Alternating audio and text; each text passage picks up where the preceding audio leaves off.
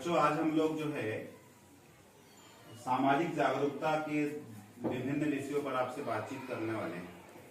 और चूंकि आप लोग जो है छात्राएं हैं और इस समय कक्षा 6वीं 7वीं 8वीं 5वीं आप लोग पढ़ रहे हो, तो इन जो सामाजिक सरोकार रखने वाले बिंदु है जो कि हमारे समाज में है, वो आप लोगों को उससे रूबरू होना चाहिए और इसमें आपकी जागरूकता की आवश्यकता है।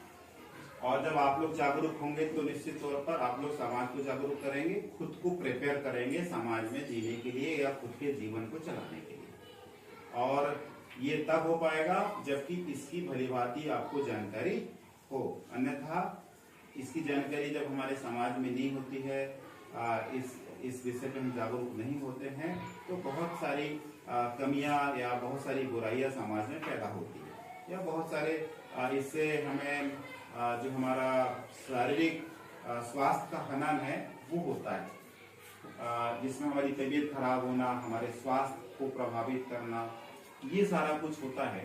तो आज हमने जो 3 विषय लिया है, वो पहला विषय है बाल विवाह, है ना। बाल विवाह पे हम लोग चर्चा करेंगे।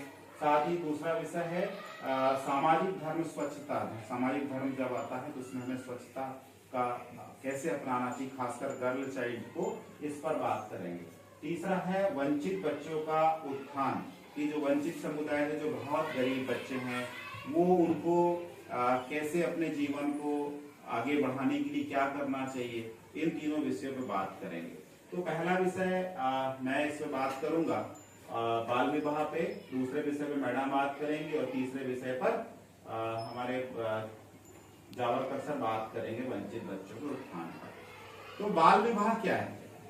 बाल विवाह हमारे भारत में एक प्रथा है जो आजकल समाप्ति की ओर है और शासन ने इस पर बहुत कड़ाई से पालन किया है, खास करके शिक्षा विभाग और महिला बाल विकास ने इस पर ध्यान दिया है। यानी जब हमारे देश में शादी की एक उम्र होती है, हमारे यहाँ शादी विवाह होते हैं ना बच्चों के, लड़के लड़कियों के शादी विवाह होते हैं, तो एक एज होती है और वो उस एज के बाद शादी होनी चाहिए। जैसे लड़कियों की शादी 18 साल और लड़कों की शादी 21 के बाद। लड़कों की शादी की क्या उम्र है हमारे देश में? 21, और लड़कियों की शादी 18 साल। यदि इसके पहले हमारी शादी होती है, चाहे लड़के की शादी हो चाहे लड़कियों की शादी हो, तो वो कहलाता है बाल विवाह। क्या कहलाता है? बाल विवाह कहलाता है। और ऐसा नहीं कि लड़कियों की शादी 18 से पहले हो रही तो उसका बाल विवाह, लड़कों की भी 21 के पहले होगी तो वो बाल विवाह कहलाता है। और हमारे देश में क्योंकि बहुत बड़ा देश है हमारा, तो बहुत सारे प्रांतों में क्या होता है कि परिवार लोग, छोटे छोटे बच्चे होते। पहले राजस्थान में क्या होता था कि फला व्यक्ति के यहाँ छोटा सा कन्या पैदा हुई और फला व्यक्ति के यहाँ बालक पैदा हुआ, अब वो गोदी में खेल रहा है, वो गोदी में शादी कर देते थे। बोले क्या करेंगे, गोदी में खिला खिला के शादी कर दिए, जब बड़े हो जाएंगे तो वो एक प्रथा होती थी गोना करना, तो वो फिर उतने साल बाद फिर लेने आते थे, है ना। अब पता चला कि उस समय पता चला कि पति मर गए, अब छोटे तो थे वो, तो वो मतलब वो बच्चा है और छोटी सी कन्या है, उसी समय वो विधवा हो गई, है ना। कितनी सामाजिक बुराइयां पैदा होती है। तो इससे सारा चीजों से बचने के लिए इस पर रोक लगाई गई है कि ऐसा नहीं होना चाहिए कि 21 साल से पहले बच्चों का विवाह और लड़कियों का विवाह नहीं होना चाहिए। तो यहाँ पर आप लोगों को अवेयर होना है कि ये चीज आप लोगों को देखना है कि इतनी एज के पहले किसी का विवाह ना हो। उसका कारण ये भी है कि एक तो हमारा शारीरिक स्वास्थ्य समृद्ध रहे, हम शारीरिक रूप से स्वस्थ रहें और आर्थिक प्रक्रिया में हम आगे बढ़े। आर्थिक प्रक्रिया में यदि आप 25 में शादी हो गए तो क्या करोगे? ससुराल जाके सास के लिए खाना बनाना, पति के लिए क्या करना, चाय बनाना, ये करना वो करना, और आप फिर अपना आर्थिक रूप से कैसे सक्षम हो पाओगे? नहीं हो पाओगे। जब तक आप पढ़ोगे नहीं, लिखोगे नहीं, तो अच्छा जॉब नहीं लगेगा, तो आप लोग सक्षम बनेंगे क्या? नहीं बनेंगे। इसलिए हमें यहाँ पर जो विषय मिला है कि हमें बाल विवाह पर सारे बच्चों को इसकी जानकारी होना चाहिए। तो आप लोग समझ गए कितने साल के पहले शादी नहीं होना चाहिए? 18 साल लड़कियों की और लड़कों की 21। उसके पहले होता है तो बाल विवाह माना जाएगा। उसके दुष्परिणाम क्या होते हैं कि उसके दुष्परिणाम होते हैं हम शारीरिक स्वास्थ्य की दृष्टि से कमजोर होते हैं। दूसरा, हमारी जो लड़कियां हैं वो आर्थिक रूप से सक्षम होने में उनको दिक्कत जाती है, क्योंकि वहाँ पढ़ाई नहीं कर पाती, घर में रहती है तो पढ़ाई कर लेती है। ये बहुत सारे इसके दुष्परिणाम होते हैं। इससे हमें समाज को जागरूक होना है, खासकर आपको खुद को जागरूक होना है। ठीक है, समझ गए इस विषय को। अब एक तीसरा विषय लिखा है वंचित बच्चों का उत्थान। वंचित यानी बहुत ही गरीब बच्चे जिनके माता पिता मजदूरी करते हैं या सामाजिक रूप से पिछड़े हैं, वो बच्चे कैसे आगे बढ़ सकते हैं, उनको क्या करना चाहिए, उस पर अपने जावड़कर सर इस पे बात रखेंगे। मैं रिक्वेस्ट करूंगा आदरणीय जावड़कर सर से कि उस पर आप लोगों से बात करेंगे। तो अपन लोग बच्चे सभी जानते हैं और अपन अपने गांव में भी रहते हैं, तो सारे लोग एक जैसे नहीं होते हैं क्या? नहीं होते। सभी लोग सक्षम नहीं होते हैं क्या? नहीं होते। परंतु अपन ये भी जानते हैं कि ये सक्षम है, ये परिवार धनी व्यक्ति है, ये इनके पास धन है। और दूसरा, वही उसी गांव में एक परिवार को देखा जाए तो वह परिवार एक बहुत ही निचले स्तर पर गरीब होता है। और वो क्या करता है, उनके जो गरीब होता है उनके माता पिता मजदूरी करते हैं, उनके बच्चों के भरण पोषण के लिए वह मजदूरी करके अपने बच्चों को भरण पोषण करते हैं, भोजन खिलाते हैं, है ना। फिर उनकी आर्थिक कमजोरी रहती है, आर्थिक कमजोरी होती है, धन का अभाव रहता है। इसलिए फिर उसके साथ साथ उनमें उनके परिवार में उतनी बौद्धिक शक्ति भी नहीं होती, शिक्षा का अभाव रहता है, वह पढ़े लिखे नहीं होते। पढ़े लिखे होते भी हैं तो उतना बच्चों को मतलब बता नहीं पाते, उतना बोल नहीं पाते, और उनका सिर्फ काम ये रहता है कि हमको काम पर जाना है और आज शाम का या दूसरे दिन का अपने भोजन के भरण पोषण के लिए, अपने परिवार चलाने के लिए कुछ कमाना है।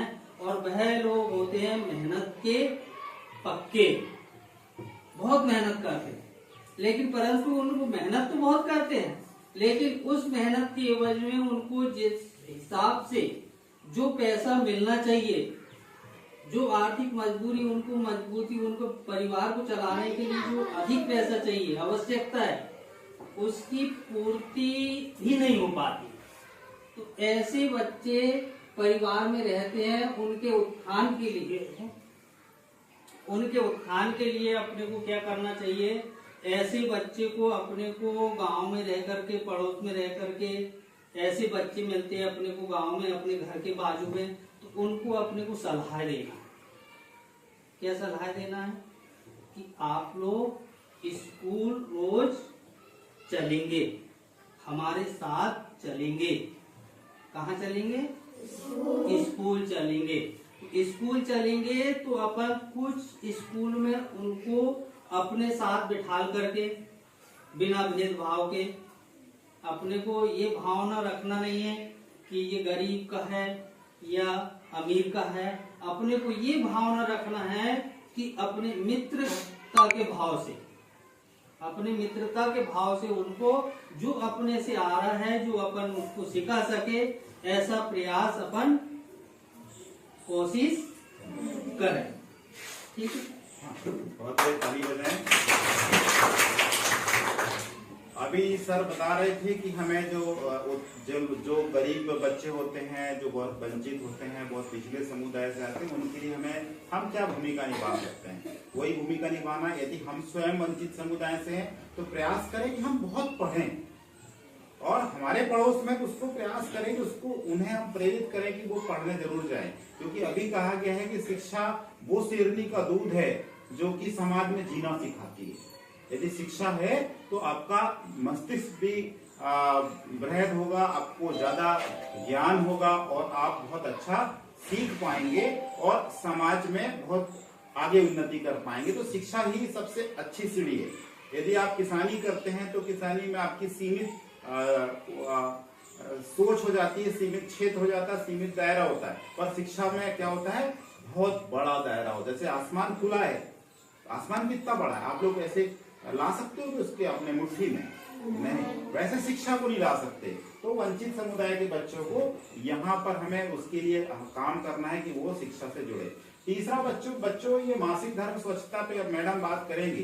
क्या होता है कि हमारा जो फिजिक्स बना है, हमारा जो शरीर बना है, हम ये पाते हैं कि खासकर लड़कियों में जब कौमारावस्था के बाद आती है, उस चीज को गांव में चर्चा नहीं की जाती है, खैर, पर आप लोगों को पता होनी चाहिए कि एक मासिक धर्म प्रारंभ हो जाता है। तो उस पे हमें कैसे स्वच्छता रखनी चाहिए, क्योंकि वो भी हमारी लड़कियों को नुकसान पहुंचाता है। यदि उसमें स्वच्छ वातावरण नहीं रह पाता है तो लड़कियों को ढेर सारी बीमारी घेर सकती है। हम गाँव में रहते हैं तो गाँव में अवेयरनेस ज्यादा आनी चाहिए। तो हम लोग अभी बाहर जाएंगे और मैडम आप लोगों से बात करेंगे 2 से 4 मिनट की, ठीक है मैडम?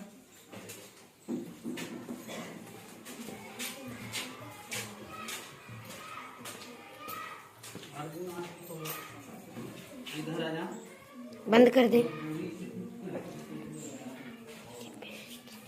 मासिक धर्म महिलाओं का होता है, हर महिला में मासिक धर्म वाले के बाद आता है। सभी लोगों को पता होना चाहिए ये हमारे में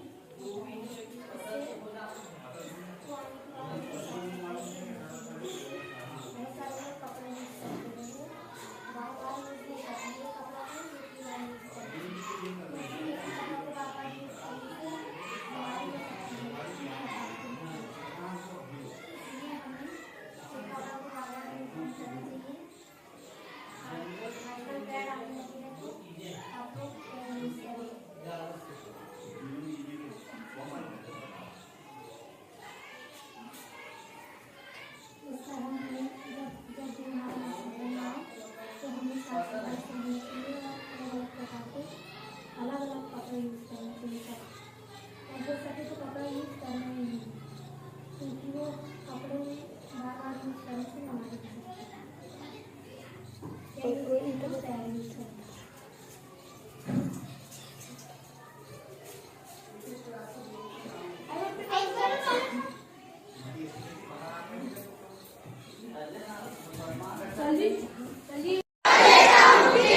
मैं बाल विवाह के खिलाफ हर संभव प्रयास करूंगा, सुनिश्चित करूंगा कि हमारे परिवार, पड़ोस और समुदाय में किसी बच्चे का बाल विवाह ना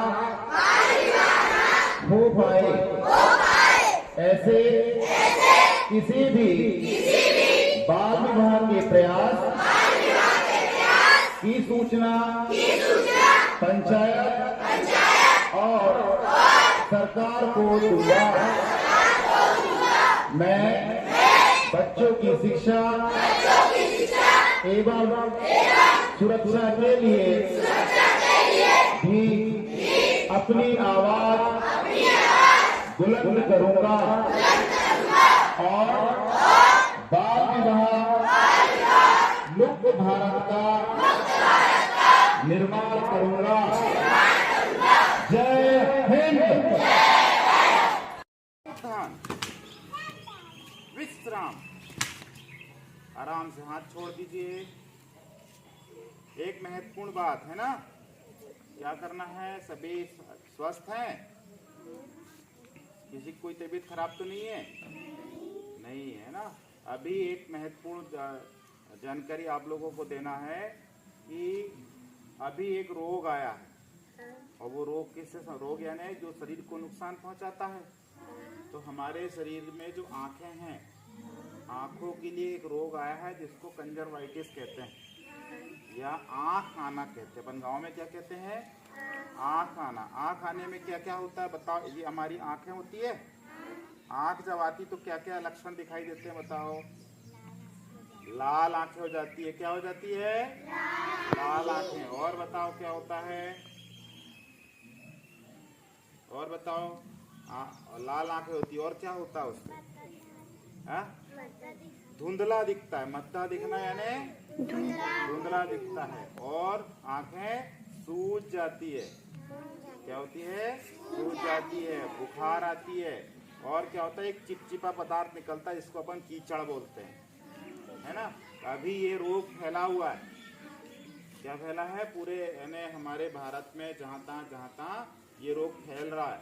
और हम लोग ढेर सारे बच्चे यहाँ आते हैं, हमारे सहयोग दोस्त लोग आते हैं ना, तो सब लोग हम पढ़ते हैं।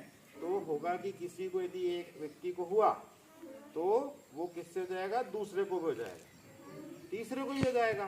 तो सभी लोगों की आंखें आ जाएगी, फिर तुम्हारी आंखें लाल हो जाएगी, फिर दुखेगी और फिर दवाई डालना पड़ेगा, डॉक्टर के पास जाना पड़ेगा। तो अब इससे बचने के लिए क्या करना पड़ेगा भाई? बचना पड़ेगा इससे। तब तो जिसको यदि आंख आती है, कंजरवाइटिस जिसको होता है, उसको अपन क्या करेंगे? अलग बैठा देंगे। उसकी आंखों को सीधे नहीं देखना और उसके जो हाथ है वो बार बार हाथ आंख में लगाएगा, फिर हमारे हाथ को छुएगा, हमारे हाथ में आ जाएगा। तो हमें बार बार हाथ धोना है और आंखों में हाथ नहीं लगाना है। अपन मिट्टी खेलते हैं ना, तो उसमें क्या जीवाणु होते हैं और वो हमारे आंखों में जाते हैं, तो उससे भी संक्रमण फैलता है। हमें क्या करना है? हाथ को बार बार धोना है और उंगलियों से आंखों को छूना नहीं है। इससे हम क्या हो सकता है, इससे क्या बचा होगा कि हम आंखों के रोग से बच जाएंगे। कौन सा रोग हो जाए उससे बचेंगे? आंख जो होती है ना, आंख आना, उससे हम बच जाएंगे। तो सावधानी रखोगे सभी। और किसी को कुछ दिक्कत होती है तो किसे बताओगे? मुझे बताओगे, ठीक है। तो सभी को बचना है। चलो, भारत माता की जय, है ना। चलो प्रार्थना में आ जाओ। स्वच्छता शपथ लेता हूँ कि मैं सदैव साफ सफाई से रहूंगा, गंदगी नहीं करूंगा, अपने आसपास स्वच्छता का वातावरण बनाए रखूंगा, संक्रामित बीमारियों के दौरान आवश्यक दिशा निर्देशों का पालन करूंगा, सदैव खांसते एवं छींकते वक्त कोहनी से मुंह को ढकूंगा तथा विभिन्न अवसरों पर अपने हाथों की स्वच्छता साबुन से हाथ धोकर अथवा सैनिटाइजर का उपयोग कर स्वच्छ रखूंगा। शाला परिसर में इधर उधर नहीं थूकूंगा। शाला शौचालय का उपयोग सफाई से करते हुए अगले उपयोगकर्ता विद्यार्थी के लिए स्वच्छ बनाए रखूंगा। शौचालय उपयोग करते हुए सदैव पैरों में जूते चप्पल का उपयोग करूंगा।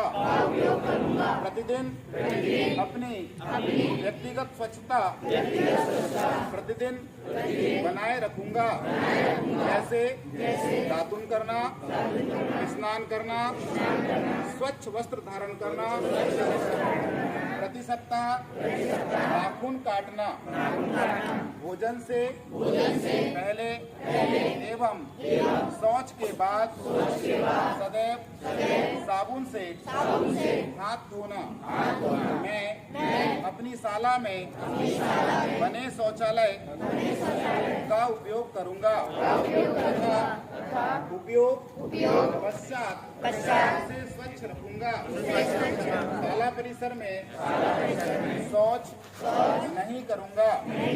शाला में पेयजल स्रोत को स्वच्छ रखूंगा। मैं स्वयं के उपयोग में आने वाले पानी को मितव्ययता के साथ उपयोग करूंगा। शाला परिसर में पौधारोपण की जिम्मेदारी नियमित रूप से करूंगा एवं खाद पानी देकर पोषित करूंगा। शाला भवन में अनावश्यक बिजली का दुरुपयोग नहीं करूंगा। शाला परिसर में कक्षा में लाइब्रेरी में स्वच्छता बनाए रखने हेतु सामूहिक श्रमदान करेंगे। जय हिंद। हर बार किसी उलझन में अपनी हिम्मत के बलबूते ही जी जाता हूँ, क्योंकि मैं तन से विकलांग हूँ, मन से विकलांग नहीं। मैं सीधे जोरदार तालियों के माध्यम से तो हमें अपने साथ समय क्यों बिताना है, इस पे बात कर रहे थे हम। अब क्या करते हैं हम? 24 घंटे में सब पे नजर रख रहे हैं, सब चीजों को टाइम दे रहे हैं, पर क्या अपने अंदर झांक के देख रहे हैं कि हम क्या कर रहे हैं?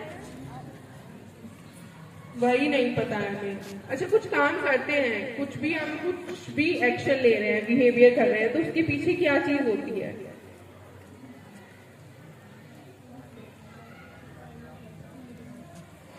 क्या चीज सबसे पहले आती है? मतलब कुछ भी काम करना होता है हमें, अच्छा भूख भी लगती है, तो उससे पहले खाना खाने के लिए क्या करते हैं हम? हाथ धोते हैं, ठीक है, अच्छी बात है। तो वो हाथ क्या खुद ऑटोमेटिकली की चलो हाथ धुल लो ऐसे वह व्यवहार नहीं करेंगे जो हमें अपने लिए पसंद नहीं। ये संकल्प आप लोग का कंप्लीट हुआ। हम लोगों ने पिछले साल से क्या किया था, हाउस ड्रेस चला रहे हैं, है ना। जो इस साल नए बच्चे आए हैं तो 2 बच्चों को हमने हाउस ड्रेस दे दिया है, और आज 3 बच्चे आए तो उनको हम हाउस ड्रेस देंगे। तो वो बच्चे हैं कौन? पूर्वी, आ जाओ बेटा। ये हाउस ड्रेस को आपको पहनना है। कब पहनना है हाउस ड्रेस? कब पहन के आना है हम लोगों को? बुधवार और शुक्रवार पहनना है ना। इसको कल पहन के आना। तुम्हारी नाप की है कि देखो जरा, पहन के देखो, दिखा दो मैडम जी, पहनवा लो जरा, है ना, फिर बताना कि ठीक है। ये कागज पकड़ो तुम। उसके बाद कौन बच्चा रह गया है?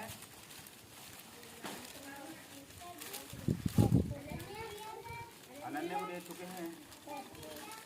रिया, कौन रिया? नहीं, जिसका नाम स्कूल में लिखा गया है।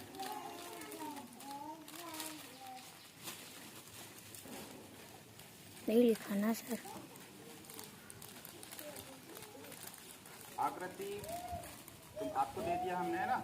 अनन्या को दे चुके हैं। दीपेश, ये लो, है ना। इसको अभी पहनो, ये शर्ट उतार, ठीक है। इसको पहनो, अभी पहन के दिखाओ।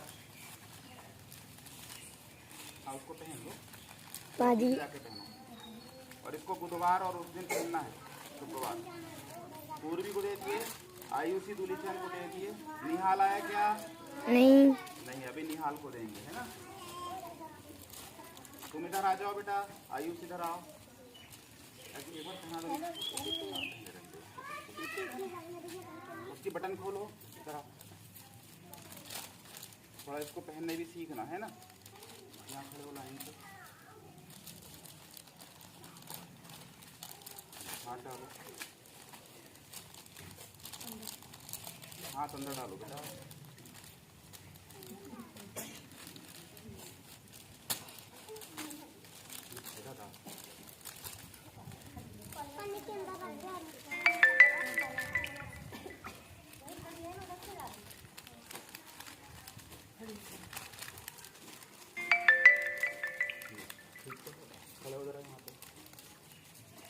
अभी 2 बच्चे और आएंगे ना, उनको भी देंगे, ठीक है। इनकी जरा ताली बजाओ, इनको आज हाउस ड्रेस मिलेगा।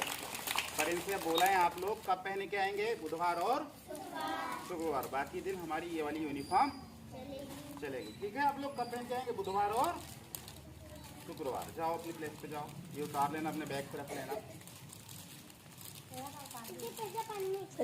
पॉलीथीन रख और लीजिए।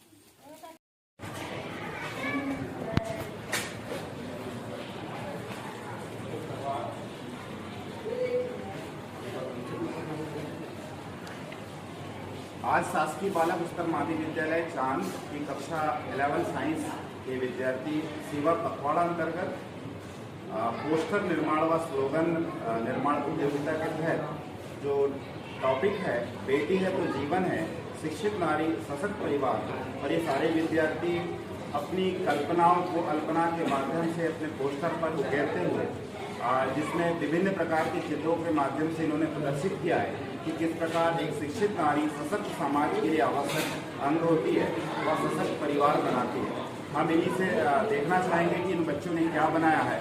मैं सीधे ले चलता हूँ इन बच्चों के पास।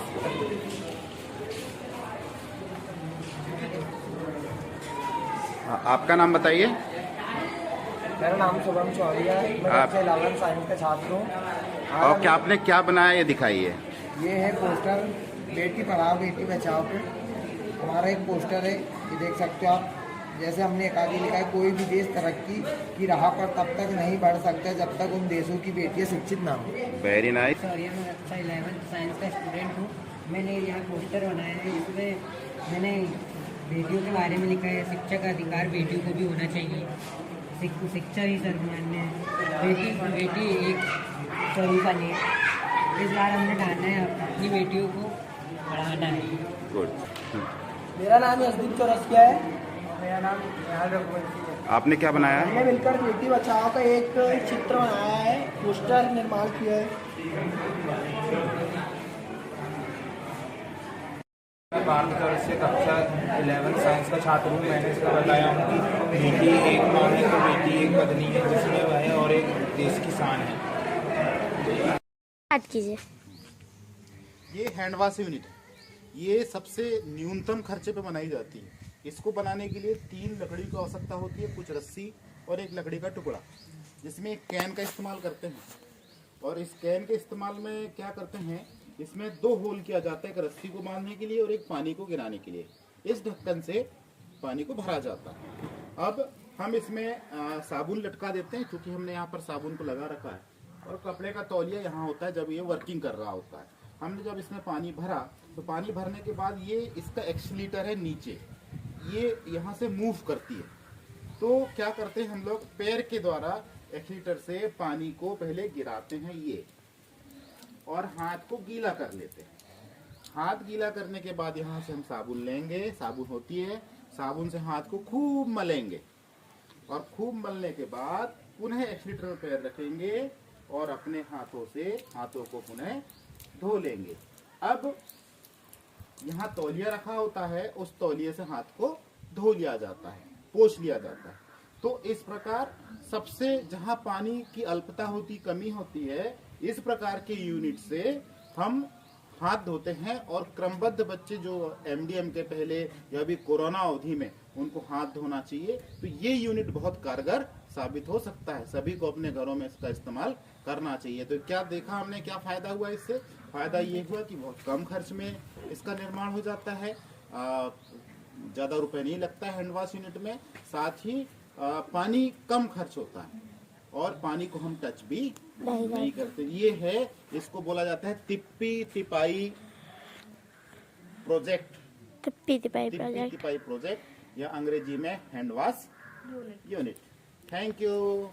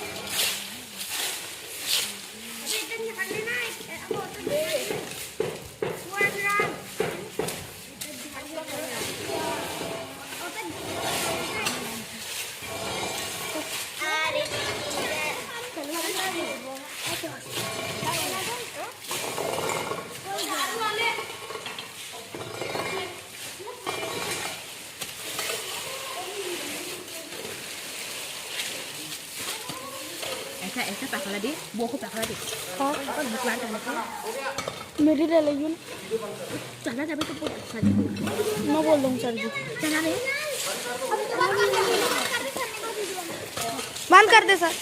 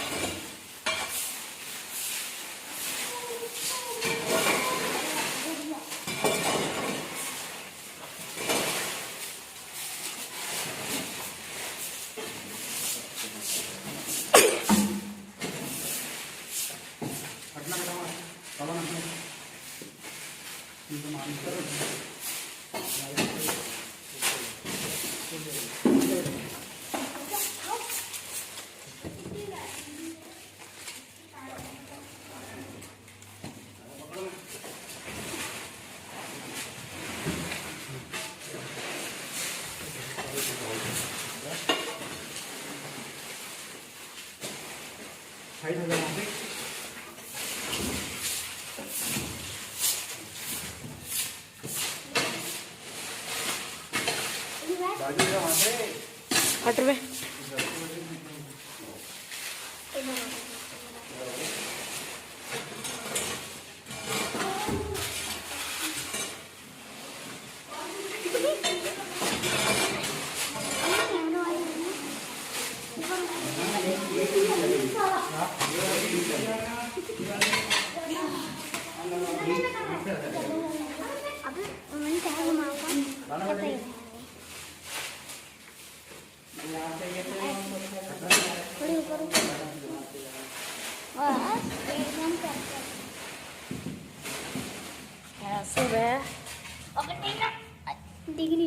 कचरा नहीं देख रहा ढोगा सरकार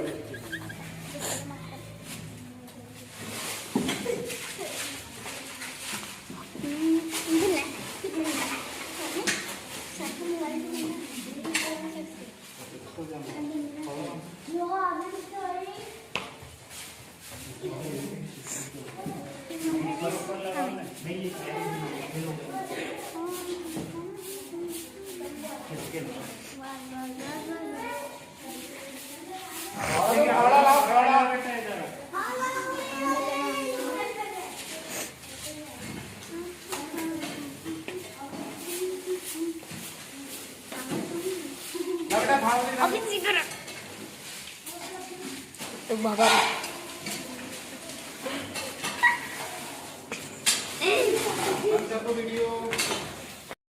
पखवाड़ा चल रहा है और स्कूल शिक्षा विभाग हमारे जितने युवा स्कूल में आते हैं, चाहे वो कक्षा 9 का बच्चा हो से लेकर 12 तक के बच्चे हो, हमारी विभाग की एक महत्वपूर्ण जवाबदेही है कि इन बच्चों को नशे के नुकसान से दूर रखा जाए, क्योंकि नशा जो है प्रमुखता सबसे पहले तो हमारा क्या ले लेता है, अर्थ ले लेता है, आर्थिक रूप से हमें कमजोर करता है कि हमें रुपए खर्च करके नशा को लेना, और नशा जब हमारे शरीर में जाता है तो शारीरिक रूप से हमको शरीर से नुकसान करता है, और जब शारीरिक रूप से हमारा नुकसान होगा तो हमारा क्या होगा, मानसिक नुकसान होगा, हमारा जो मानसिक संतुलन वो गड़बड़ाएगा, और जब वो गड़बड़ाएगा तो हमारा चरित्र का नुकसान होगा। कुल मिलाकर हम पैसे से समय की बर्बादी कर रहे हैं, और समय की बर्बादी करते हुए हम अपने आप को कहाँ एक प्रकाश से अंधकार की ओर ढकेल रहे हैं। तो हमें नशा से दूर होना है, और आज वही हमारा टॉपिक है कि नशे से बर्बाद होता युवा।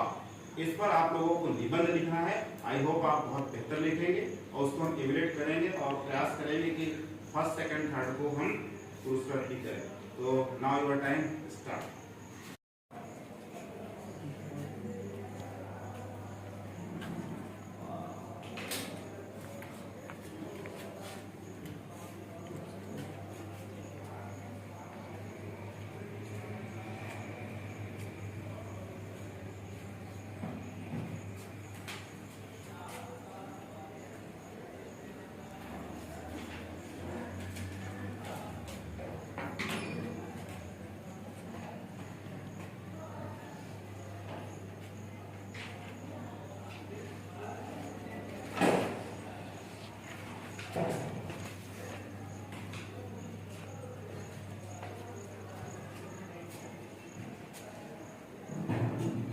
पखवाड़ा हमारा चल रहा है।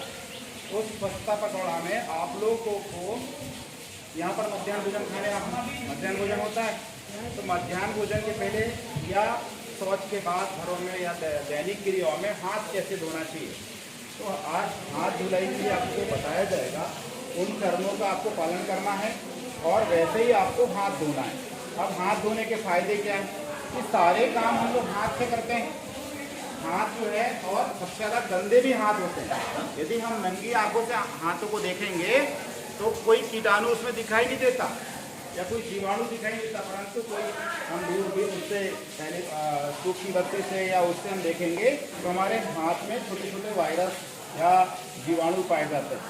तो उसको क्या करना चाहिए, जब कोई भी भोज्य पदार्थ खाएँ हम, तो उसको निर्धारित प्रक्रिया में हाथ धोना चाहिए। तो सबसे पहले हाथ कैसे धोते हैं, जैसे ये सबसे पहले हाथों को पानी से भिगोना है, थोड़ा सा पानी से भिगो लिया। फिर क्या करना है, साबुन से हाथ को साबुन लगाना है, और साबुन लगाने के बाद सबसे पहले अच्छा ऐसे बाहर से साबुन को रगड़ना है, ठीक है। फिर नाखून को ऐसे ऐसे करना दोनों हथेलियों में, दूसरा चरण हो गया। फिर ये ऐसे ऐसे करना है, बीच में जो रहता है वो हमको निकालना है, ठीक है। तीसरा चरण हो गया। फिर हाथों को इसी प्रकार मलना है, जोर जोर से मलना है ताकि पीछे गंदगी हो, और फिर पानी डाल के धो लेना है, और सफाई से धोना है। कम पानी का इस्तेमाल जरूर करेंगे, पर पर्याप्त पानी डालेंगे ताकि हमारे हाथ धुल जाए। तो सभी को इसी प्रक्रिया के तहत हाथ यहाँ पर धुलाई करना है, ठीक है। चलो आओ। और ये हमारे पास टॉबिल है, इससे हम लोग क्या करेंगे, हाथ को पोंछेंगे।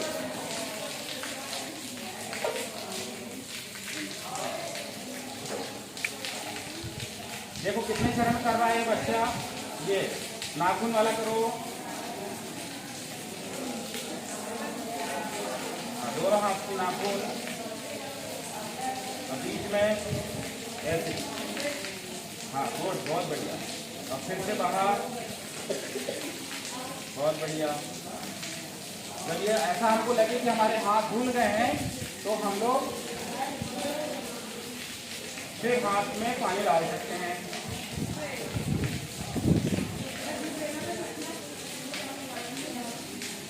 और ये टॉपिक से हमें हाथ पोंछ लेना।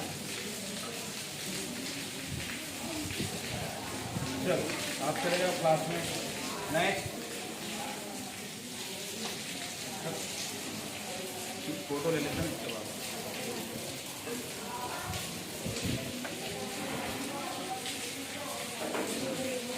पहले आसपास, फिर नाखूनों को कर दो,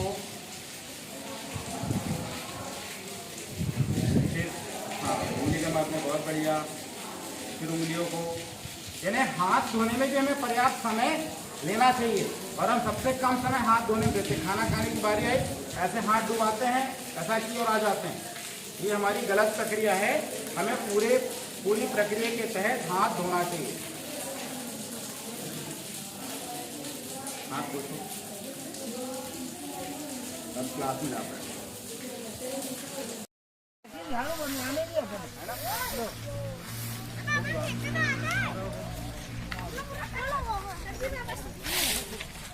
और भाई सब्जी हमको दिखा दो यार। सब्जी हमको दिखा दो। नमस्ते सब्जी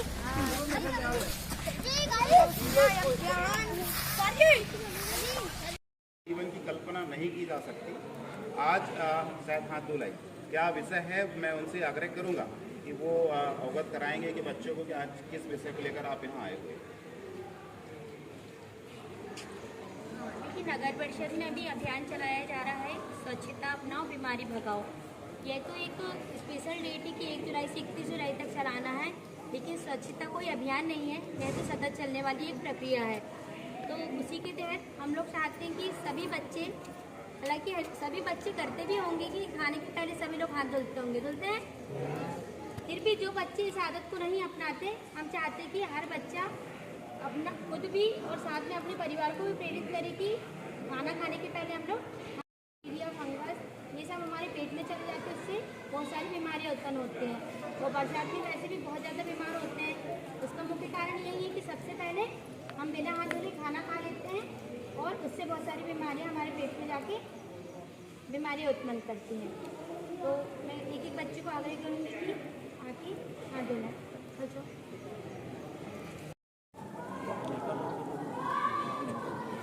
साबुन आप लोगों ने लिया। साबुन लेने के बाद इस साबुन को पहले आसपास ये करना है, ठीक है, पूरा हैंड। उसके बाद ये करना है, ठीक है। फिर ये नाखून के बीच में गंदगी ना हो करके ये करना है। उसके बाद वापस ये करना है और फिर ये 3 स्टेप यहाँ हो जाते हैं। उसके बाद क्या कर लेना है, हैंड वॉश कर लेना। देखो मैंने भी स्वच्छता अपना लिया, आप लोगों को निश्चित तौर पे हम एक स्वस्थ मस्तिष्क का निर्माण करेंगे और स्वस्थ मस्तिष्क में निश्चित तौर पर स्वस्थ बुद्धि का निर्माण होता है, जो हमारे जीवन को सफल बनाती है। तो निश्चित तौर पर आप जीवन में स्वच्छता पर विशेष ध्यान दें। शारीरिक स्वच्छता हो, हाथ की स्वच्छता हो, हमारे घर के वातावरण की स्वच्छता